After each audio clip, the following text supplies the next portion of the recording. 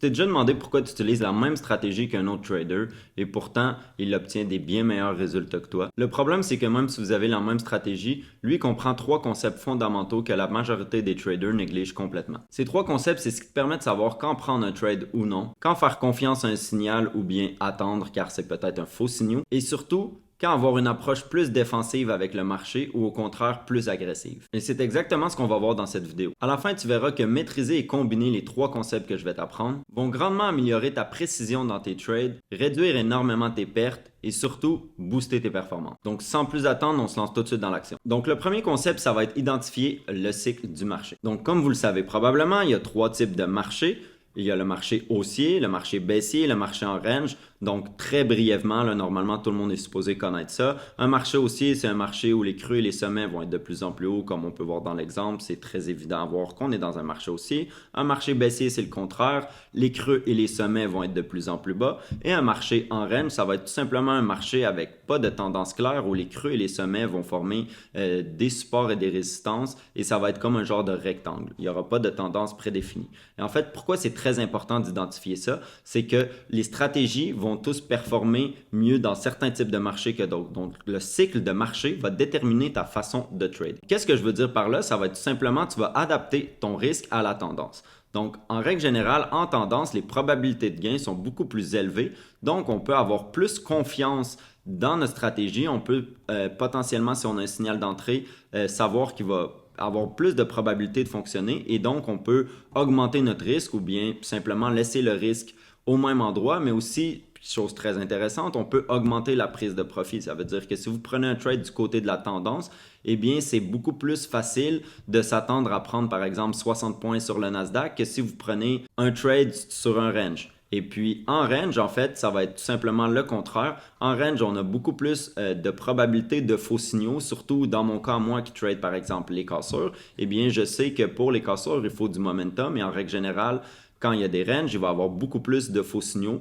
Donc, qu'est-ce que je fais quand je vois que le marché est en range?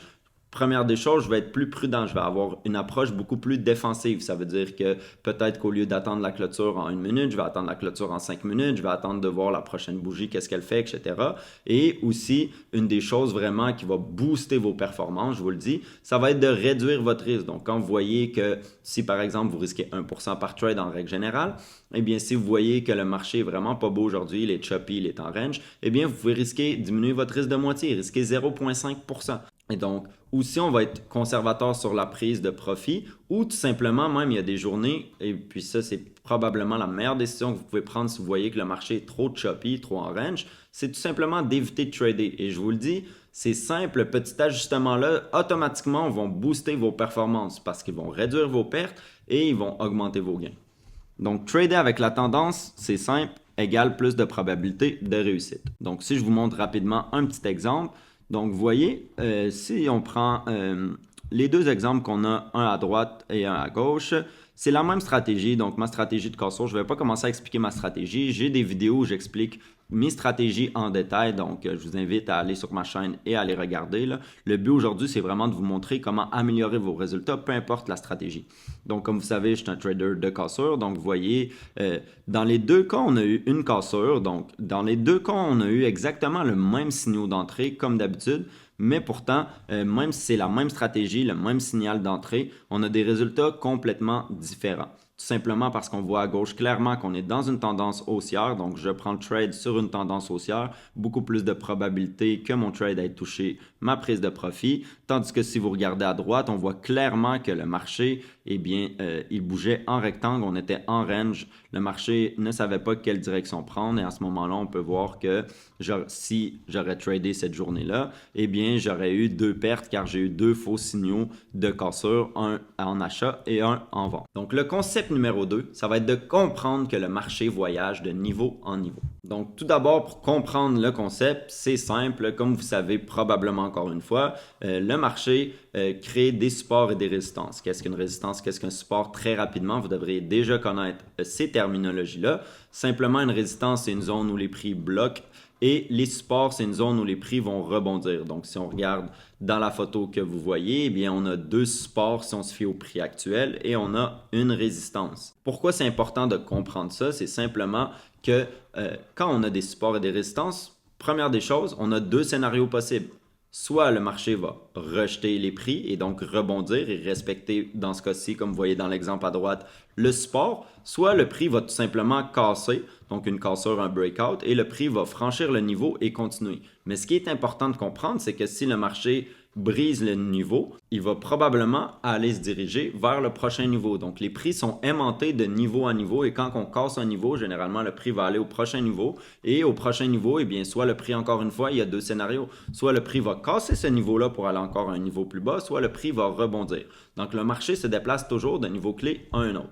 Et donc maintenant, comment utiliser les niveaux pour prendre des meilleures décisions? Et c'est là que tout va jouer. Si on prend l'exemple qui s'affiche en ce moment à l'écran, vous voyez, c'est simple. Un trade, on a une cassure d'une ligne de tendance, on a une cassure d'un support et on a potentiellement un renversement de tendance. Je ne vais pas rentrer dans les détails du trade, on s'en fout de la stratégie. Comme je vous dis, je veux juste que vous voyez le pouvoir des niveaux clés. Et donc, dans ce cas-ci, vous voyez, mon stop loss, il va en haut et puis je target environ un ratio de 2,5, donc au plus bas, au prochain gros niveau clé que j'avais de tracé. Eh bien, normalement, les gens vont prendre un trade exactement de cette façon-là. OK? Maintenant, je vais vous montrer en incorporant en fait les supports et les résistances à quel point vous allez améliorer vos trades. Donc, si vous regardez maintenant, regardez la différence. C'est la même idée de trading, sauf que vous voyez, je suis venu tracer un autre support que je n'avais pas voulu tracer. Pourquoi je n'avais pas voulu le tracer? Pourquoi les gens ne veulent pas le tracer? En fait, moi, je veux le tracer, mais les gens, en règle générale, pourquoi ils ne vont pas tracer ce support-là? Parce que, eh bien, ils se disent leur idée de trading parce que l'idée de trading est bonne. La prise de profit où elle est bonne. Le stop loss, il est au bon endroit. Mais en traçant tous les niveaux clés, eh bien, ça va nous permettre en fait d'observer la réaction que le marché a à chaque niveau clé. Et puis, pourquoi c'est important, comme vous voyez, je l'ai écrit en orange, c'est que dépendamment comment le marché va réagir à ce niveau clé-là, même si ma prise de profit est en bas complètement, eh bien, je vais pouvoir gestionner mon trade. Et donc, si je vois que le marché, par exemple, si je vous montre l'exemple, si je vois que le marché, comme vous voyez dans l'exemple ci-dessous, eh bien, je vois qu'il n'arrive pas à briser le niveau clé, eh bien, j'ai deux options qui s'offrent à moi. Soit je peux prendre des profits partiels, donc couper la moitié de ma position et laisser l'autre moitié toucher soit le take profit ou le stop loss, ou soit aussi ce que je peux faire, c'est déplacer mon stop loss à break-even, donc simplement protéger mon capital. On peut même faire les deux, moi j'aime bien souvent faire les deux, et protéger mon capital et prendre un petit profit partiel, comme ça même si le trade est perdant, eh bien j'ai quand même fait de l'argent au lieu d'être à break-even et de faire 0$. Et donc si on regarde l'exemple que je viens de vous montrer, vous voyez, le trade était perdant. Donc, la plupart des gens auraient perdu ce trade-là. Pourtant, eh bien, en observant comment le marché a réagi, on voit clairement, là, ça ne prend pas beaucoup d'expérience pour voir que eh bien, le marché n'a jamais réussi à briser le niveau clé qu'on a tracé, le support. En étant conservateur, en réagissant au marché, arrêtez d'essayer de prédire où les prix vont aller, puis simplement regardez qu'est-ce que le marché fait et réagissez à ce que vous voyez. Donc, en regardant, en voyant, bon, on a plusieurs mèches de rejection, le marché clairement il rejette le support, on prend un profit partiel, on met notre stop loss à break-even et donc au lieu de perdre ce trade-là comme tout le monde, eh bien, on vient de tourner un trade perdant en un trade avec un petit gain et en plus sans avoir de perte. Et puis le dernier concept, le concept numéro 3, ça va être chaque bougie raconte une histoire. Okay? Beaucoup trop de personnes, je remarque, c'est un des sujets que les gens en fait vont le moins maîtriser et vont le moins porter attention. Alors que personnellement, dans mon trading, c'est la chose probablement la plus importante, surtout quand je suis dans un trade. Donc, la première étape pour comprendre comment lire les bougies, identifier qu'est-ce que les bougies veulent nous dire, c'est tout simplement identifier le momentum. Donc, la taille du corps et des mèches des bougies te montre la force du momentum. Donc, j'espère que vous savez c'est quoi un corps d'une bougie et une mèche. Là. Si vous ne savez pas c'est quoi, le corps de la bougie, c'est ce que vous voyez en gros et les mèches, c'est les petites lignes en haut et en bas. Qu'est-ce qu'il faut comprendre? C'est tout simplement que les bougies, quand ils sont de plus en plus grosses, avec des corps aussi qui vont être gros et des petites mèches, eh bien ça veut dire tout simplement que le marché a du momentum. Donc si on regarde dans le cas de l'exemple à gauche, ça veut dire que ça nous donne un signal. Si on regarde bien, là, regardez par exemple les 3 premières bougies baissières, vous voyez, ils deviennent de plus en plus grosses, première des choses.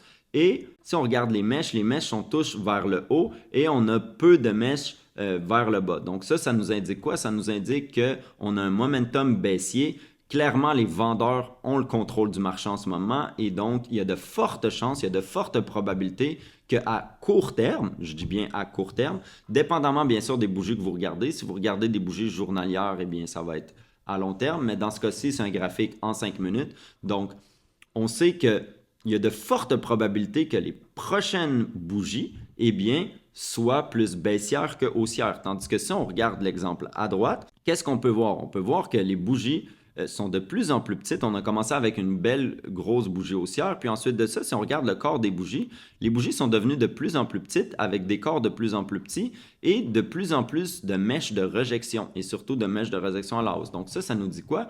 Ça nous dit que potentiellement, il y a un essoufflement du momentum. Donc oui, les acheteurs ont pris le contrôle, mais ils n'ont pas, en fait, ils sont pas puissants, donc il n'y a pas un fort momentum. Puis si on regarde la bougie baissière qu'il y a tout de suite après, regardez comment la bougie baissière, elle est énorme, elle englobe une, deux, trois, quatre bougies haussières, et donc ça me dit clairement que je ne veux pas prendre un achat dans ce cas-ci. Même si j'ai un signal d'entrée, je vais attendre de voir qu'il n'y a pas de momentum baissier et qu'il y a un momentum haussier. Tandis que si on regarde à gauche, comparer les bougies vertes aux bougies rouges, on voit clairement que les bougies rouges sont beaucoup plus grosses, le corps des bougies est beaucoup plus gros et la mèche des bougies, les mèches des bougies sont beaucoup plus petites dans le cas des bougies rouges à gauche. Donc ça va être comme ça qu'on va identifier le momentum. Donc ça, c'est très important. Si je vous montre maintenant deux exemples, OK? On a encore une fois, comme vous savez, ma stratégie de cassure. Si on regarde, on a deux exemples.